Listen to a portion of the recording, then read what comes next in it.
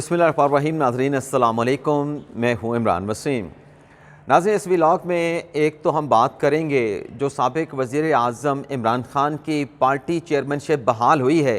एक तो इस ख़बर की तफ़सीलात आपके साथ हम शेयर करेंगे और फिर इस्लामाबाद हाई कोर्ट ने साबिक़ वज़ीर आज़म इमरान ख़ान की अहमियत का कैसे आज एतराफ़ किया है, इस पर भी हम बात करेंगे। और नवाज शरीफ को किस किस्म की मतलूबा सहूलत मैसर नहीं, ये क्या मामला है, इसकी तफसीलात भी आप नाज़रीन की खिदमत में पेश करेंगे। लेकिन नाज़रीन, ब्लॉग का आगाज़ करेंगे जो कासिम सूरी साहब से मुतल्लिक़ एक अहम ख़बर है, उसकी तफसीलात आपके साथ हम शेयर करेंगे। मामला नाज़रीन ये है कि कासिम सूरी साहब ने बलूचिस्तान हाई कोर्ट में एक पटिशन दायर की और इस पटिशन में हुकूमत पाकिस्तान और वजारत दाखिला को फ़रीक बनाया गया था। इस पटिशन में जो कासिम सूरी साहब के वकील थे वो मोहम्मद इमरान अलवी साहब थे और इस पटिशन की बलूचिस्तान हाई कोर्ट के जो जज हैं मोहम्मद कामरान मुल्ला खेल साहब, उन्होंने इस केस की समाअत करते हुए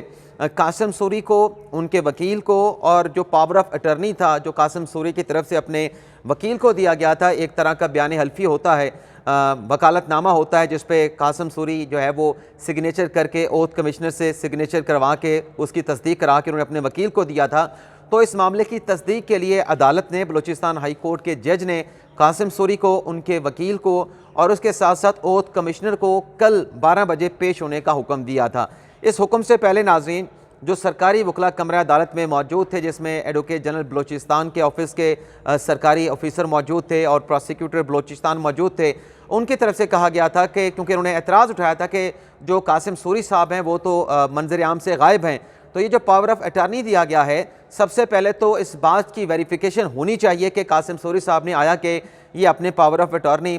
जो मुतलका ओथ कमिश्नर हैं उनके पास जाके खुद इसकी वेरिफिकेशन कराई है या कहीं जाली तो नहीं। तो इस पे अदालत ने तीनों शख्सियात को अदालत में पेश होने का हुक्म दिया था। लेकिन जब 12 बजे के बाद कल अदालती कार्रवाई का आगाज़ हुआ तो कासिम सूरी साहब पेश नहीं हुए और उनके वकील पेश नहीं हुए और जो ओथ कमिश्नर साहब थे अब्दुल वहाब साफ़ी साहब, वो भी पेश नहीं हुए। यानी एक तरीके से जो रिप्रेजेंटेशन थी कासिम सूरी साहब की अपने वकील के ज़रिए, वो उस रिप्रेजेंटेशन से 12 बजे का जो अदालत ने मौका दिया, मोहलत दी थी, उससे राह फरार अख्तियार की। अब इसमें नाज़रीन हुआ ये है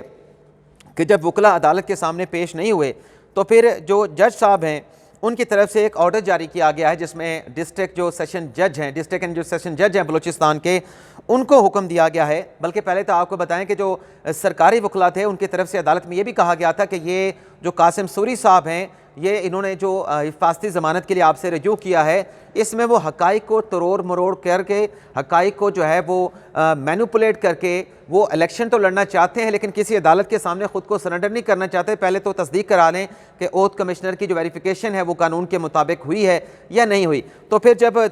तीनों शख्सियात पेश नहीं हुए तो जज साहब ने ऑर्डर पास किया कि जो डिस्ट्रिक्ट एंड सेशन जज हैं कोयटा के, वो एक तो जो वकील हैं कासिम सूरी साहब के इमरान अलवी, उनके खिलाफ इंक्वायरी शुरू करें और इस सिलसिले में इमरान अपने कासिम सूरी के जो वकील हैं इमरान अलवी, उनको नोटिस किया जाए और पावर ऑफ अटॉर्नी का पता चलाया जाए कि किस जगह पे ये पावर ऑफ अटॉर्नी जो है एग्जीक्यूट हुई है। और साथ में ये भी कहा गया डिस्ट्रिक्ट एंड सेशन जज को कोयटा को कि जो ओथ कमिश्नर हैं अब्दुल वहाब, उनका जो रजिस्टर्ड है, उसका जो उनकी जो स्टैंप है और उनका जो स्टाम्प पेपर का कि जो उनके पास स्टाम्प पेपर है, ये तमाम चीज़ें उनसे जब्त कर ली जाएँ। और ये भी हुक्म दिया गया है कि मालूम किया जाए कि क्या दरख्वास्त गुजार जो कासिम सूरी साहब थे वो ओथ कमिश्नर के सामने पेश हुए थे या फिर ये मुबैना तौर पे जाली किस्म का, फ़र्ज़ी किस्म का जो है वो पावर ऑफ अटॉर्नी के ऊपर जो है इसकी ओथ कमिश्नर से तस्दीक कराई गई। और जब तक इंक्वायरी मुकम्मल नहीं होती, बलूचिस्तान हाई कोर्ट ने यह भी कहा है कि ओथ कमिश्नर को उनके फ़राइज़ की अंजाम दही से भी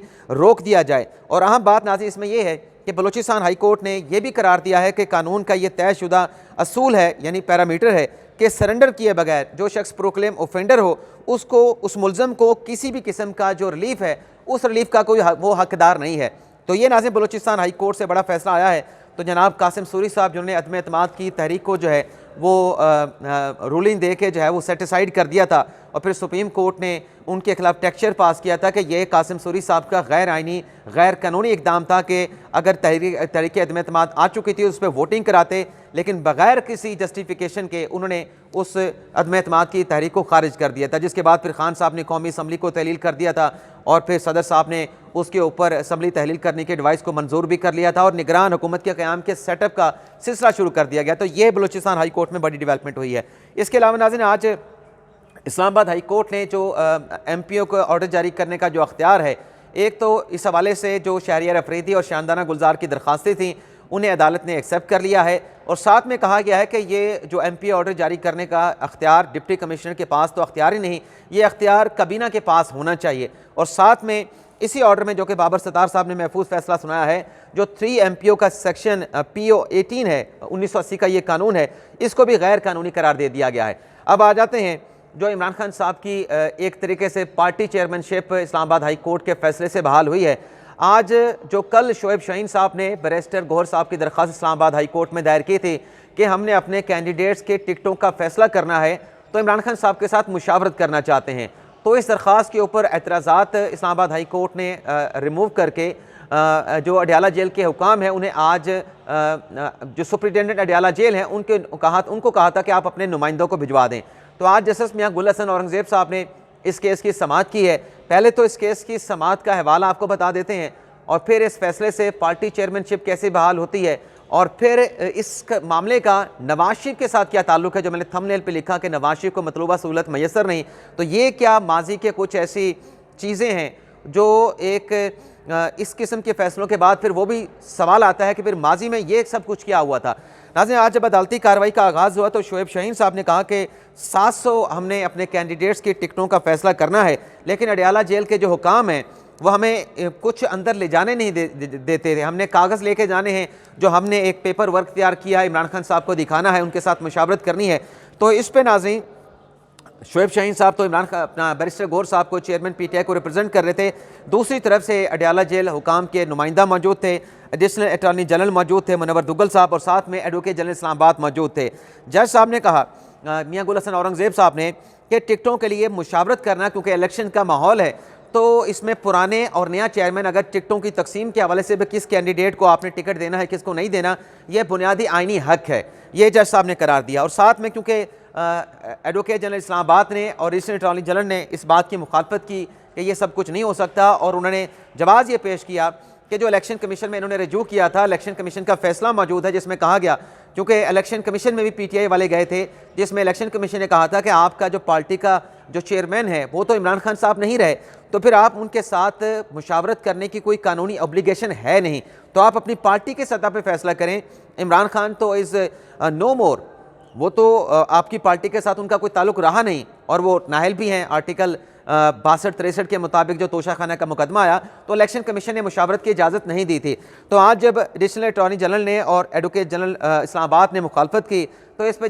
जज मियां गुल हसन औरंगज़ेब ने इनकी बरहमी का इजहार किया इस मौके पर और उनकी सजनिश की। और फिर जज साहब ने यह भी कहा कि सुप्रीम कोर्ट ने तो आपके ख़िलाफ़ जो है वो एक इख्तलाफी नोट लिखा है, ग़ालिबन जो साइफर केस में इमरान खान साहब की ज़मानत हुई, शाह महमूद कुरैशी की ज़मानत हुई, उसमें जो जस्टिस अतर मिनल्ला साहब का नोट था, जिसमें अतर मिनल्ला साहब ने कहा कि चूँकि अब इलेक्शन का माहौल बन चुका है, इलेक्शन के शेड्यूल का ऐलान हो चुका है, तो वो तमाम वोटर जो इमरान खान को या उनकी जमात के लोगों को वोट डालना चाहते हैं, जो जेलों में कैद हैं, तो उन्हें जेल में नहीं रखना चाहिए, बल्कि उस नोट में ये भी कहा गया था कि जो इलेक्शन की जेन्युइननेस है, जो असलियत है, उसको उसकी साख को बरकरार रखने के लिए जो है वो ज़मानत दी जा रही है, तो इनको बाहर आके इलेक्शन लड़ने की इजाज़त होनी चाहिए। और उस नोट में जैसे अतर मिनल्ला साहब ने माजी से 1947 से लेकर आज के दिन तक जो पाकिस्तान में पॉलिटिकल क्राइसिस रहे हैं, जो वज़ीर आज़म के साथ सलूक होता रहा है और जो तमाम इस किस्म की डेवलपमेंट होती रही, उनका भी अतर मिनल्ला साहब ने जिक्र किया था। तो उसी नोट का जस्टिस मियां गुल हसन औरंगज़ेब साहब ने जिक्र किया कि क्या सुप्रीम कोर्ट ने भी आपके खिलाफ नोट पास किया, तो क्या आप मुझसे भी अपने खिलाफ नोट लिखवाना चाहते हैं। और फिर जज साहब ने भी कहा कि निगरान हुकूमतों के ये एडिशनल अटॉर्नी जनरल और एडवोकेट जनरल इस्लामाबाद नुमाइंदा हैं, तो क्या जब ये मुखालफत कर रहे हैं कि मुशावरत नहीं हो, ये लोग जाके चेयरमैन बैरिस्टर गौहर और पार्टी के लोग जाके इमरान खान साहब के साथ मुशावरत ना करें, इसकी मुखालफत कर रहे हैं, तो क्या फिर निगरान हुकूमत गैर जानिबदार कैसे हो सकती है। ये तो जानिबदारी वाली बात की तरफ अक्कासी की जज साहब ने। और फिर उन्होंने ये भी कहा कि बड़ा ही खौफनाक किस्म का निज़ाम चल रहा है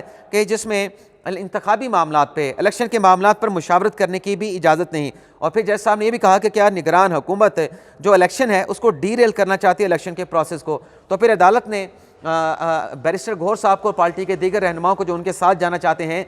टिकटों की तकसीम के मामले पर जो है मुशावरत के लिए अडयाला जेल में जो भी डॉक्यूमेंट्स उन्होंने लेके जाने हैं उन डॉक्यूमेंट के साथ इमरान खान के साथ मुशावरत करने की इजाज़त दे दी है। अब ज़ाहिर सी बात है कि जो हैसियत है इमरान खान साहब की,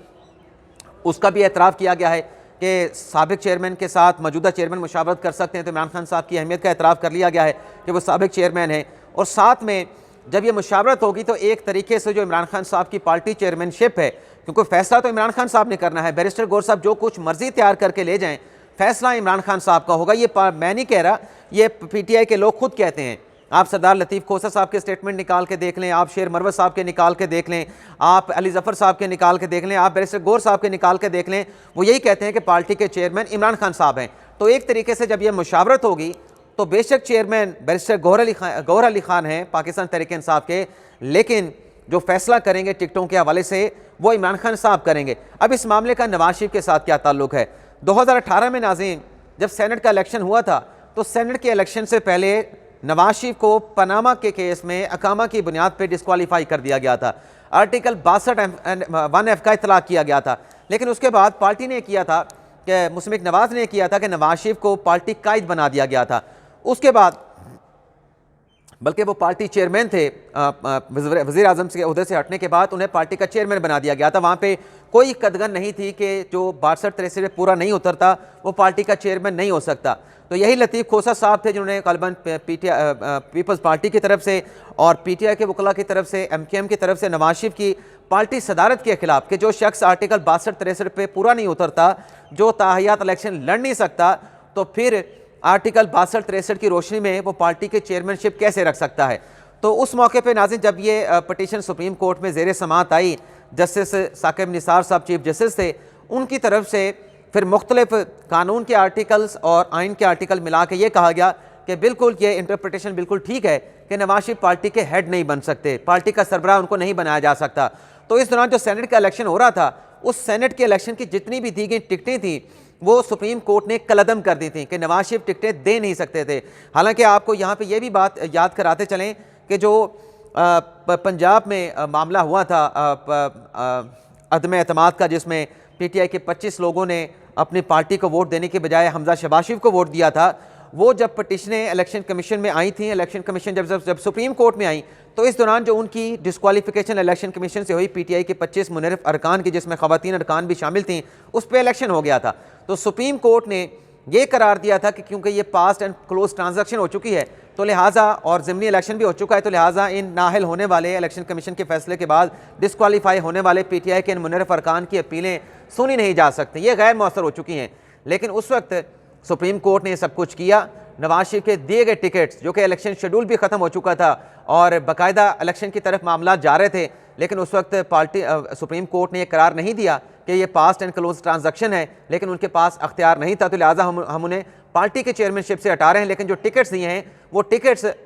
हम बरकरार रखते हैं क्योंकि पास एंड क्लोज ट्रांजैक्शन हो चुकी है। लेकिन सुप्रीम कोर्ट ने ऐसा नहीं किया। सुप्रीम कोर्ट ने पास की ट्रांजैक्शन को भी गैर कानूनी, गैर आइनी करार दिया, जिसके बाद जो सेनेट के इलेक्शन में नवाज लीग के जो कैंडिडेट थे वो आज़ाद हैसियत में सेनेट का इलेक्शन उन्होंने लड़ा था। आज आप ये देखें कि वहाँ पे तो ये फैसला दे दिया गया कि एक नाहल, क्योंकि इमरान खान साहब भी नाहल हैं, इमरान खान साहब भी नाहल है, वो भी आर्टिकल 62-63 के तहत इलेक्शन नहीं लड़ सकते। तो नाहल शख्स अगर टिकट नहीं दे सकता तो नाहल शख्स के साथ मुशावरत कैसे हो सकती है, ये एक सवाल है। इसलिए मैंने अपने थंबनेल पे लिखा कि नवाज शरीफ को मतलूबा सहूलत मैसर नहीं, लेकिन इमरान खान साहब की अहमियत का, साबिक चेयरमैन PTI होने की अहमियत का जो है, उनकी शख्सियत का आज इस्लामाबाद हाई कोर्ट ने इस फैसले से लगता है कि एतराफ़ कर लिया है, उनके साथ मुशावरत होनी चाहिए। तो ये नाज़रीन अब सवाल देखिएगा, ये सोशल मीडिया पे उठेंगे कि ये सब कुछ क्या हुआ है, माजी में क्या होता रहा। यानी अगर माजी की गलतियां आपने दुरुस्त भी करनी है, चलें दुरुस्त करें, लेकिन बात ये फिर माजी की गलतियों का एतराफ़ भी करें कि ये हमसे गलतियां हुई हैं। अभी जो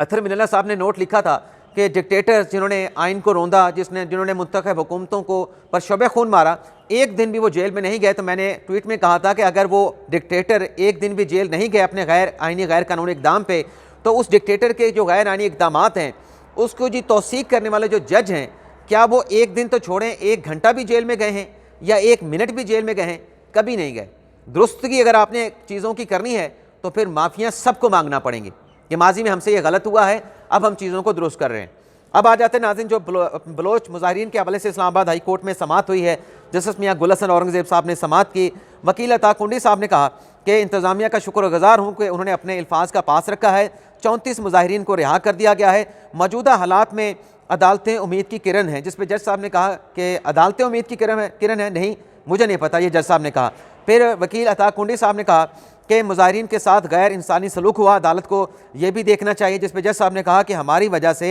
नहीं चाहते कि हमारी वजह से इन मुजाहिरीन के खिलाफ किसी किस्म की जारियत शुरू हो जाए। दुआ और उम्मीद है कि सब बेहतर हो। वकील ने कहा कि इंतज़ामिया जो उन्होंने सलूक किया अपने मुजाहिरीन के साथ, बलोच मुजाहिरीन के साथ, उस पर माफ़ी मांगे। बलोच ख़वातीन मुजाहिरीन को क्यों गिरफ़्तार किया गया, इसकी वजाहत होनी चाहिए। और अच्छी बात, फिर वकील साहब ने खुद कहा कि अच्छी बात यह है कि तमाम मुजाहिरीन को रिहा कर दिया गया है। जज साहब ने भी कहा कि रिहा हो गए हैं तो अच्छी बात है, तो अच्छे की तवक्को रखनी चाहिए। और इस पे आज क्योंकि जो मुजाहिरीन जो रिहा किए गए, इस पे जो SSP हैं इस्लामाबाद पुलिस के, उनका भी जज साहब ने शुक्रिया अदा किया कि आइंदा भी ऐसे होना चाहिए। लेकिन जो वकील थे मुजाहिरीन के, उनकी तरफ से मज़ीद इसरार किया गया कि इस बात का जायज़ा लिया जाए, यहाँ पर कार्रवाई की जाए, इस मामले पर एक्शन लिया जाए। तो जज साहब ने कहा, मियां गुल हसन औरंगज़ेब साहब ने, कुंडी साहब बस छोड़ देना आप। और फिर ये कहते हुए अदालत ने ये जो दरख्वास्त थी इसको निपटा दिया है। इसके अलावा नाज़रीन, खतीजा शाह को कल कोयटा की अदालत ने तो रिहा कर दिया था, लेकिन जो FIA ने उनके खिलाफ मनी लॉन्ड्रिंग की इंक्वायरी का आगाज़ किया था, उसकी आज लाहौर हाई कोर्ट में समाअत होने जारी है। तो इसका अहवाल नेक्स्ट व्लॉग में आपके साथ हम शेयर करेंगे। इजाज़त चाहते हैं नाज़रीन।